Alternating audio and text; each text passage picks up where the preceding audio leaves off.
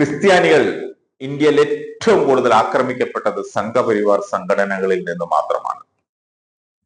ക്രൈസ്തവരുടെ പള്ളികൾ ഏറ്റവും കൂടുതൽ തകർക്കപ്പെട്ടിട്ടുള്ളതും സംഘപരിവാർ സംഘടനകളിൽ നിന്നാണ്. അതുകൊണ്ട് ഇവിടെ, അതായത് കേരളത്തിൽ, അവർ വേറൊരു രാഷ്ട്രീയമാണ് കളിക്കുന്നത്. അതായത് ഭിന്നിപ്പിന്റെ രാഷ്ട്രീയം. ക്രിസ്ത്യാനികൾക്ക് വേണ്ടി കെ സുരേന്ദ്രൻ ഇപ്പോൾ മുതലക്കണ്ണീർ ഒഴുക്കുന്നു. എന്തുകൊണ്ടാണ്? അതിന് പിന്നിൽ ഒരു കൃത്യമായ രാഷ്ട്രീയമുണ്ട്. കേരളത്തിൽ ക്രൈസ്തവ സമുദായവുമായി ഒരു ബന്ധം സ്ഥാപിക്കാൻ കഴിഞ്ഞ കുറെ കാലമായി BJP ശ്രമിച്ചുകൊണ്ടിരിക്കുന്നു. അവർ ക്രൈസ്തവ സമുദായത്തെ ഒരു വോട്ട് ബാങ്കായി കാണുന്നു. ഒരു തിരയിട്ടാൽ കൊത്തുമെന്ന് വിചാരിച്ച് പിന്നാലെ നടക്കുന്നു. UDF-ഉം ഇടതുമുന്നണിയും ക്രിസ്ത്യാനികളെ പറ്റിച്ചു. എന്നാൽ നിങ്ങൾക്ക് വേണ്ടി വാദിക്കാൻ, ചോദിക്കാനും പറയാനും ഞങ്ങളുണ്ട് എന്ന് വരുത്തി തീർക്കാനാണ് BJP-യുടെ വഖഫ് ബില്ലുമായി ബന്ധപ്പെട്ട് കേരളത്തിൽ പയറ്റിക്കൊണ്ടിരിക്കുന്ന ഒരു തന്ത്രം. സുരേന്ദ്രൻ മാറി, രാജീവ് ചന്ദ്രശേഖർ വന്നു എന്ന് മാത്രം.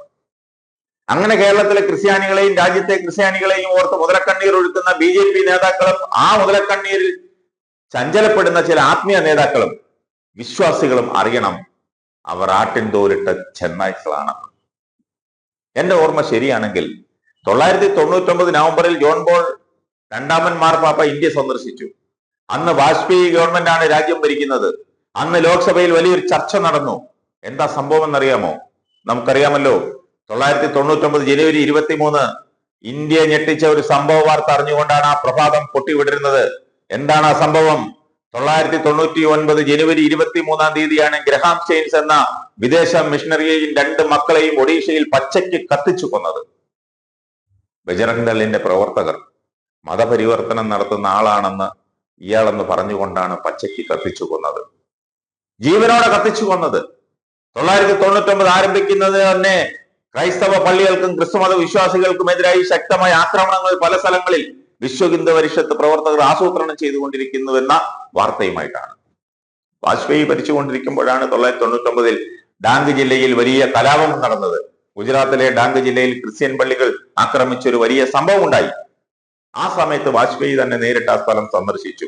അത്തരത്തിൽ വലിയ രീതിയിൽ വിശ്വ ഹിന്ദു പരിഷത്ത് രാജ്യത്താകമാനം മതപരിവർത്തനത്തിനെതിരായി പ്രചാരണവുമായി രംഗത്ത് വന്നു.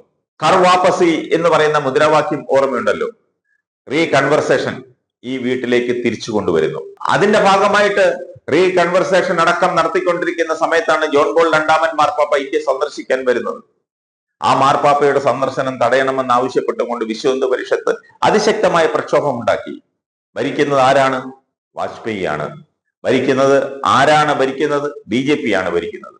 ആ സമയത്താണ് സംഘപരിവാറിലെ ഒരു പ്രധാനപ്പെട്ട കക്ഷിയായിട്ടുള്ള വിശ്വ ഹിന്ദു പരിഷത്ത് ജോൺ പോൾ മാർപ്പാപ്പ രണ്ടാമൻ ഇന്ത്യയിൽ വരാൻ പാടില്ല എന്ന് പറഞ്ഞുകൊണ്ട് പ്രക്ഷോഭം ആരംഭിച്ചത്.